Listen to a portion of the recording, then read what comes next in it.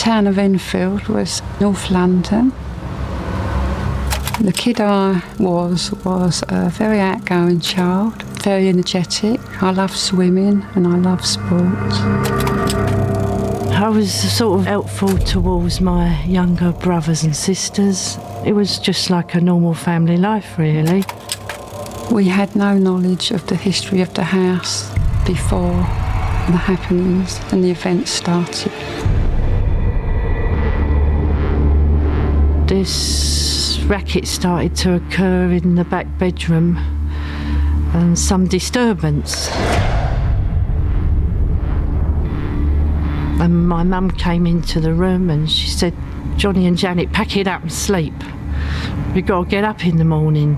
And the chest of drawers near the wall and the door had slid into sort of the doorway.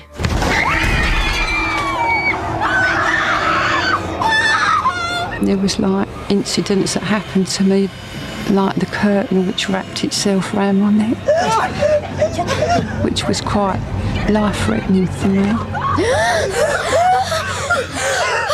And it brought it home to me that this could kill you.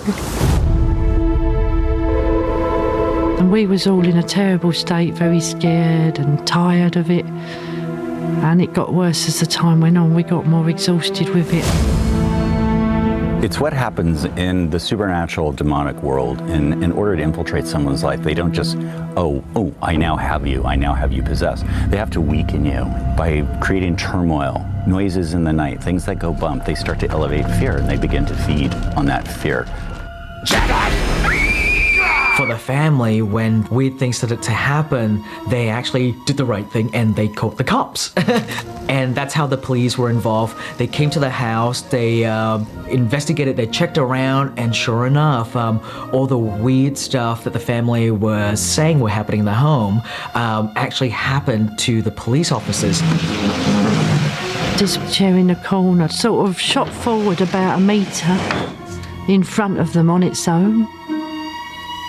And she sort of went like that, the policewoman, and she sort of looked in disbelief and was looking to see something was attached to it and one of us might be playing a joke on her, and maybe that's the sort of look she gave. When you read their interviews, it's like they could not get out of there fast enough.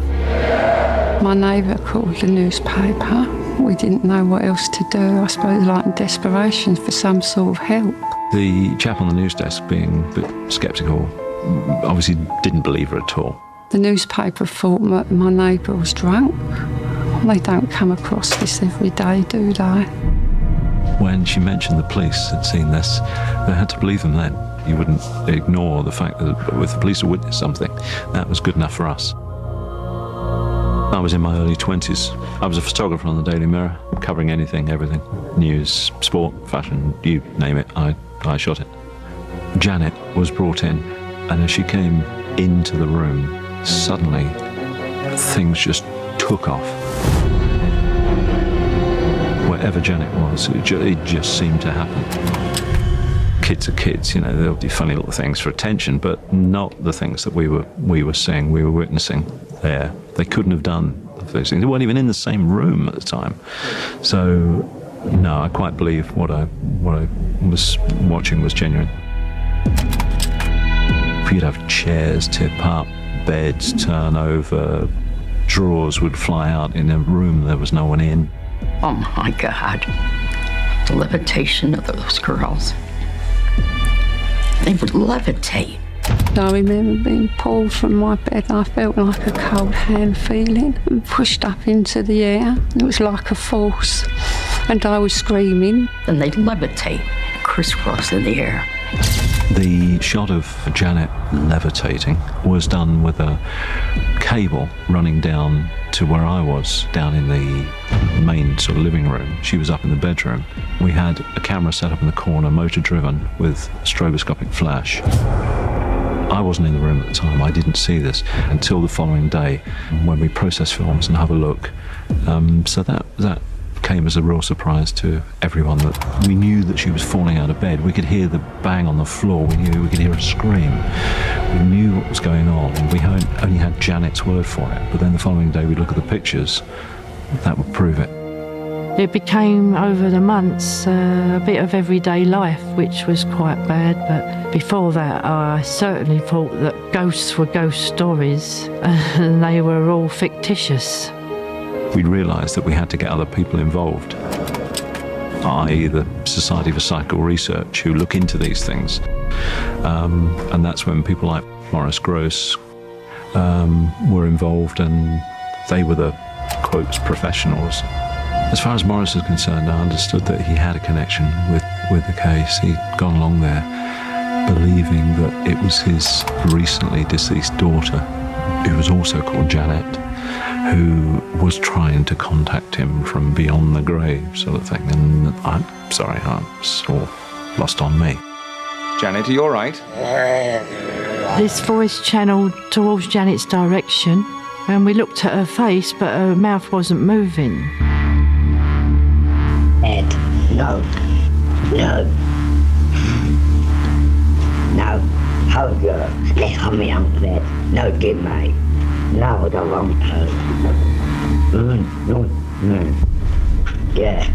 Yeah, I'll do it. He got hold of it. I think people thought at first that I was doing it deliberately. So tests were done.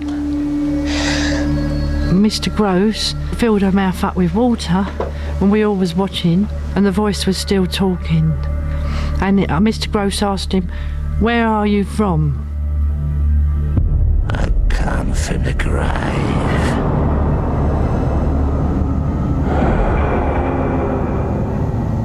We are in the actual graveyard where Bill Wilkins is actually buried. Mum, she's watching over us. The expression on my mum's face is just how she used to look at me. I felt sorry for the kids because everyone had to be there to see it, from Cambridge professors to TV companies. There was even one, there was a ventriloquist, was invited along to the house to see if Janet was making sounds herself and, this sort of stuff. There were so many witnesses and so many people had seen things. With the media there, reporters, investigators. There was no privacy anymore. Our lives weren't their own. My name's Kent Allen. We're with the television news program Wide Angle. I was hoping to have a word with you about the disturbance. This family became minor celebrities at the time, and this wasn't just a family off by themselves, off in the woods with nobody around. This was a council house in the middle of London. It is the house that you would never think that was haunted, and inside were these people living this nightmare. There was a buzz that went around that Ed and Lorraine were coming over from the States to witness, what was happening in the house. I remember that everyone thought, wow, this is fantastic, this is really interesting that someone's going to, really bothered to do so much, to come so far. I've done research all over the world. I never charged for anything I did. What happened wasn't good. I needed to help them. When Ed and Lorraine come to the house, to me it felt like some sort of comfort had arrived for the first time. Ed and Lorraine exemplify, especially in the 70s, your neighborhoods, how people weren't so afraid to help each other. You just did it because it was the right thing to do. Lorraine has cited this particular case as being one of the most terrifying of her career. What's your name? I never thought anything like that would happen to me. She said, there's definitely some spirit here. And she said, I feel it's not always good. And she said, I wouldn't say it was very evil, but she said, I'm very worried about it. Lorraine has always said to me, she goes, I know that this gig is ordained.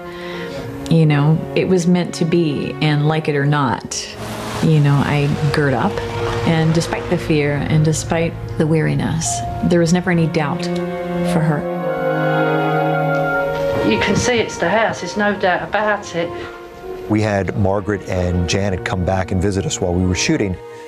This is my mother's bedroom. She always had a chair in the corner here, but it's very much like her room was. Oh, Wow, this is a recreation of the room. My sister slept on them. It really brings back memories. It was the first time they had seen Lorraine, who was on set the same day, in 38 years. This is Margaret and Janet. Oh my God! Oh my goodness! Oh, lovely to see you. Oh my God! We've seen you in the films as well. In the other films, I've watched you. And you were kids. I know. We never forgot. Thank you. It was an extremely emotional reunion for all of them because they remember Lorraine and Ed so fondly and how they had truly tried to help the Hodgson family, not just with the supernatural elements, but just help them as a family. Out of their repertoire of cases that they've investigated of their lifetime, this is one of their most interesting ones.